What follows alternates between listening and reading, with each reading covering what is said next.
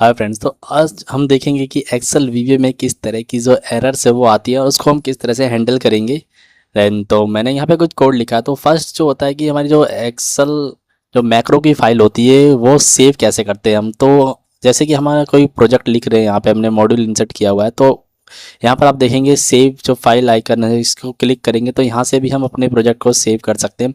या फिर हम फाइल मेन्यू में जाके यहाँ से सेव जो बुक का नाम है वो आ रहा है हमारा, सेव बुक पे क्लिक करेंगे अपना, तो वो यहाँ से भी सेव कर सकते हैं। देन या फिर हम जो एक्सेल फाइल जो है हमारी, यहाँ पे फाइल ऑप्शन में जाकर नॉर्मली जो फाइल सेव करते हैं वहाँ से भी सेव कर सकते हैं। जैसे कि मैं सेव पे क्लिक करूँगा तो ये पूछता है कहाँ पे सेव करना है। ब्राउज करूँगा मैं, ऑप्शन डेस्कटॉप पे सेव करना है।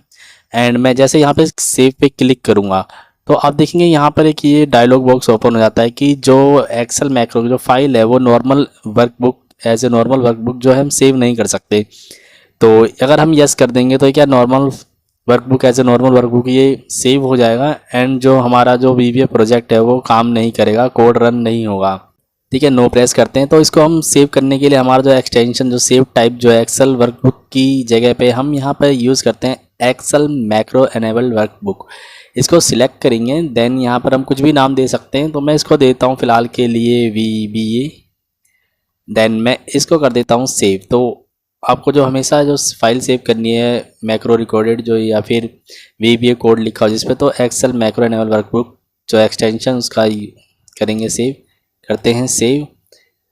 ठीक है, तो अब हमारी जो है फाइल सेव हो चुकी है। देन मैं यहाँ पे ऑल्ट F11 प्रेस करके अपना जो है वीवीए कोड एडिटर इस पे आ जाता हूँ। अब यहाँ पे देखेंगे हम एरर किस तरह की जो होती हैं। तो जो फर्स्ट एरर होती है वो होती है हमारी सिंटैक्स एरर। अगर हम किसी सिंटैक्स के अंदर या सेंटेंस जो भी कोड का हमारा उसके अंदर कोई हम ग्रामेटिकल या कोई पंचुएशन मिस्टेक करते हैं तो हमारी सिंटैक्स एरर आती है।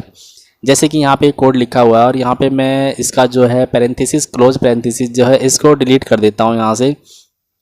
एंड जैसे ही मैं इस लाइन के बाहर कहीं पर भी क्लिक करूंगा तो आप देखेंगे डायलॉग बॉक्स जो अपीयर हो जाता है। यहाँ पर लिखा है कंपाइल एरर, बट ये सिंटैक्स एरर है।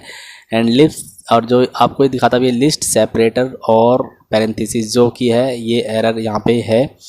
ठीक है, मैं इसको ओके प्रेस करता हूँ और मैं इसको सही कर देता हूँ यहाँ पर। इसी तरह से अगर मैं जो डबल कोट है अगर मैं इसको भी डिलीट कर देता हूँ यहाँ से एंड फिर से मैं कहीं बाहर प्रेस करता हूँ तो आप देखेंगे फिर से वो एरर दे रहा है। ओके प्रेस करूँगा। ठीक है, तो ये जो सिंटैक्स एरर होती है वो हमारा सिंटैक्स को रेड कलर में हाईलाइट कर सकती है। इससे कलर को भी हम सेट कर सकते हैं। ठीक है, वैसे तो अब जैसे कि ये एरर आ रही है, मैं अगर इस जो प्रोग्राम है इसको मैं अगर रन करता हूँ यहाँ पर रन, तो आप देखेंगे कि यहाँ पर बता रहा है कि ये सिंटैक्स एरर है। तो ठीक है, तो इसको हम सही कर लेते हैं। यहाँ पे अभी हमने रन किया तो ये आप देखेंगे यहाँ पे येलो कलर में हाईलाइट हो गया है। अब हमारा जो कोड है ये ब्रेक मोड में है फ़िलहाल।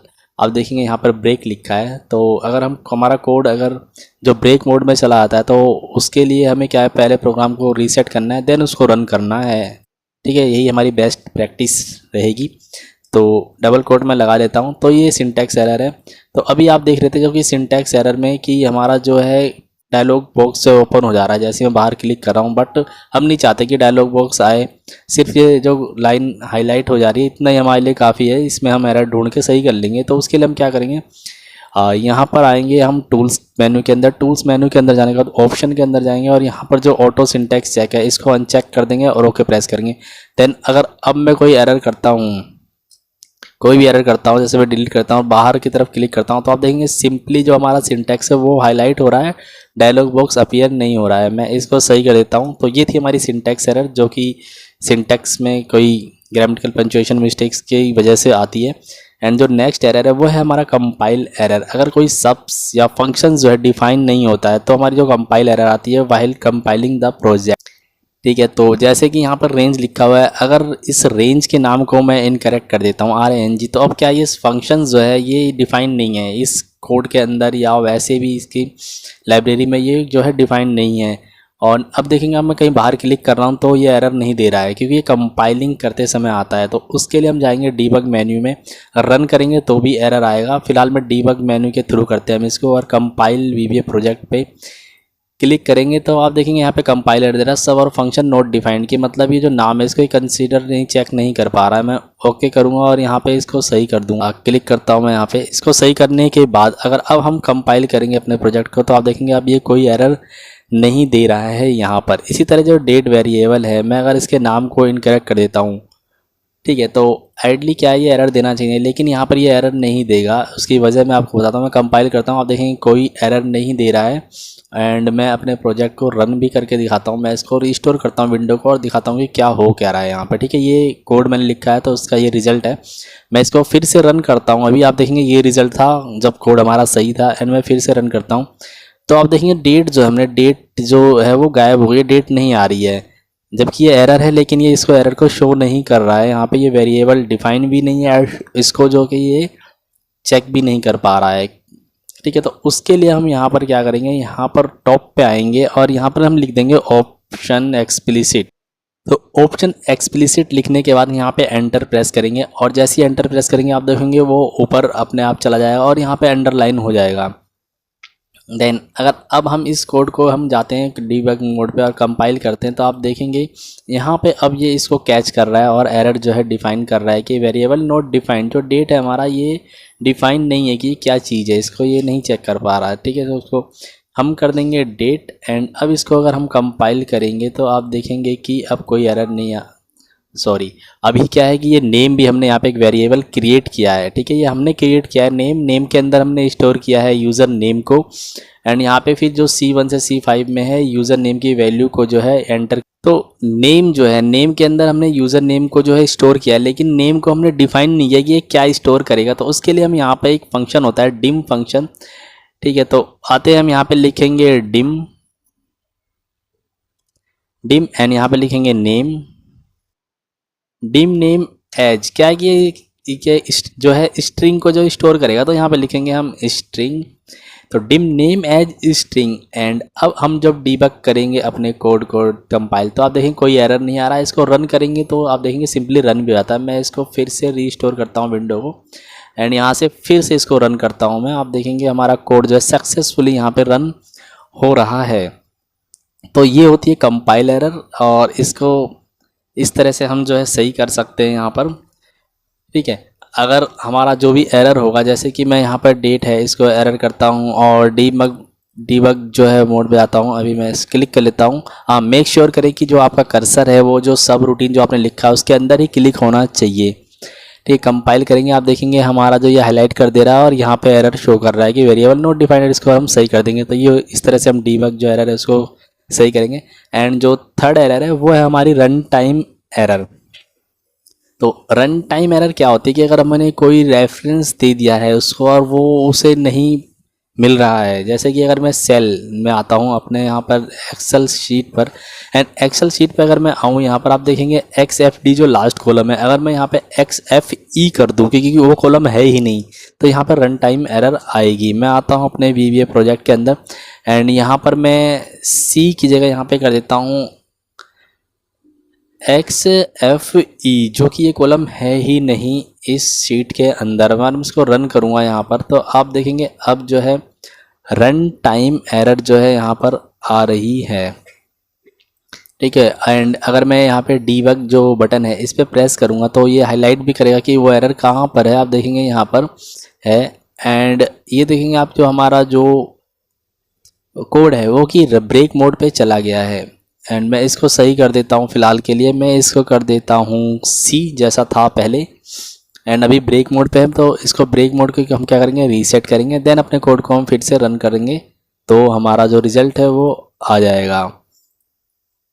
आते हैं कोड पे हम यहाँ पे। इसी तरीके से अगर हमारा जैसे कि मैं कलर है, कलर अभी क्या है इसकी प्रॉपर्टी है रेंज की। अगर मैं इसको ये ब्रिटिश US जो इंग्लिश है उसमें कलर लिखा, अगर मैं इंडियन जो है उसमें अगर इसको कर देता हूँ कलर तो इसको क्या है ये रिकग्नाइज़ नहीं करेगा। एंड इसको अगर मैं फिर से रन करता हूँ कोड को तो आप देखेंगे फिर से जो रन टाइम एरर आ रहा है। मैं डीबग करूँगा ये फिर से हाईलाइट कर देगा कि कहाँ पे एरर है, ठीक है। इसको रीसेट करते हैं और यहाँ पे मैं इसको फिर से सही कर देता हूँ। तो ये कुछ एरर्स थी जो कि हमें कोड रन करते समय आती हैं एंड इस एरर्स को हम हैंडल किस तरह से करेंगे, ठीक है। तो जैसे कि कोड्स होते हैं हमारे काफ़ी हो सकता है 100, 200, 1000 लाइन का हो, तो हम उसको किस तरह से हैंडल करेंगे।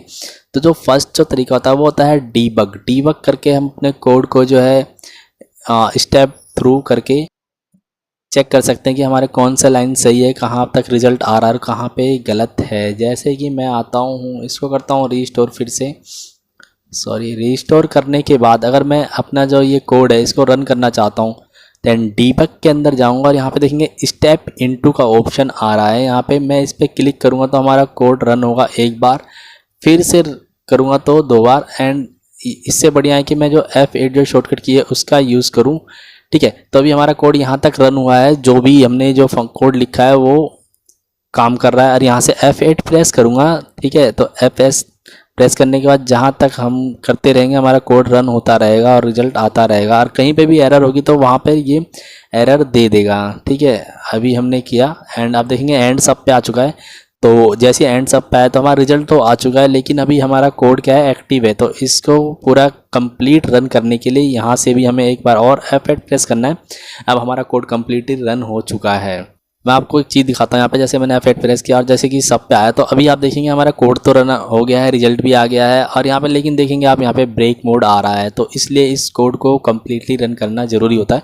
मैं F8 प्रेस करता हूँ, हमारा रिजल्ट आ चुका है। अगर कहीं एरर होती है तो इसके बीच में वो एरर भी दे देगा। जैसे कि मैं अगर यहाँ से फिर से कुछ एरर कर देता हूँ, मैं डेट जो है इसको ही या नेम को मैं यहाँ से गलत कर देता हूँ एंड फिर से मैं आता हूँ F8 प्रेस करता हूँ, तो आप देखेंगे कंपाइलिंग के दौरान इसने एरर दे दिया है, वेरिएबल नॉट डिफाइंड। इसको हम सही कर लेंगे, इसको रीसेट कर लेते हैं एंड इसको हम कर लेते हैं सही। एंड दूसरा तरीका ये होता है कि ऐसे कि मेरा कोड है ये, एंड इस कोड पे हम ब्रेक पॉइंट जो है वो लगा सकते हैं। डीबग पे जाएंगे, आप देखेंगे यहाँ पर टॉगल ब्रेक पॉइंट का ऑप्शन है, F9 प्रेस करेंगे तो जो है हमारा ब्रेक पॉइंट लग जाएगा। जैसे हमारा ये लाइन है, हम चाहते हैं कि सिर्फ कोड हमारा यहाँ तक रन हो, यहाँ तक हम चेक करना चाहते हैं कि सही है लिखा हुआ है कि नहीं।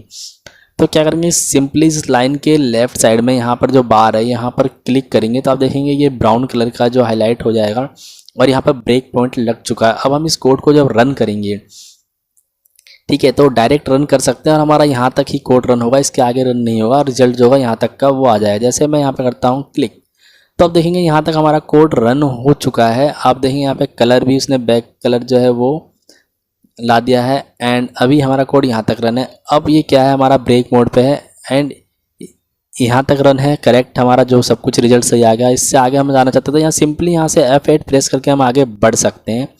ठीक है, हमारा रिजल्ट जो है आ जाएगा। तो इस तरह से अपने कोड पे हम कहीं भी ब्रेक पॉइंट लगा सकते हैं और वहाँ तक के सिर्फ कोड को चेक कर सकते हैं अगर हमें चेक करना है तो। एंड इसको हटाने के लिए दोबारा लेफ्ट में यहाँ पर क्लिक करेंगे इस लाइन की जस्ट अपोजिट, तो हमारा जो ब्रेक पॉइंट है हट जाएगा। या फिर हम जो लाइन है वहाँ पर कर्सर रखेंगे और F9 प्रेस करेंगे तो भी हमारा ब्रेक पॉइंट जो है क्रिएट हो जाता है। इसको हटाने के लिए सिंपली इस लाइन पे क्लिक करके कहीं भी F9 प्रेस करेंगे तो हमारा ब्रेक पॉइंट हट जाता है। तो ये थी कुछ एरर्स जो हैं जो हमें कोड रन करने के दौरान आती हैं और उसको हम किस तरह से हैंडल करेंगे ये देखा हमने इस वीडियो के अंदर। तो इस वीडियो में इतना ही, मिलते हैं नेक्स्ट वीडियो में।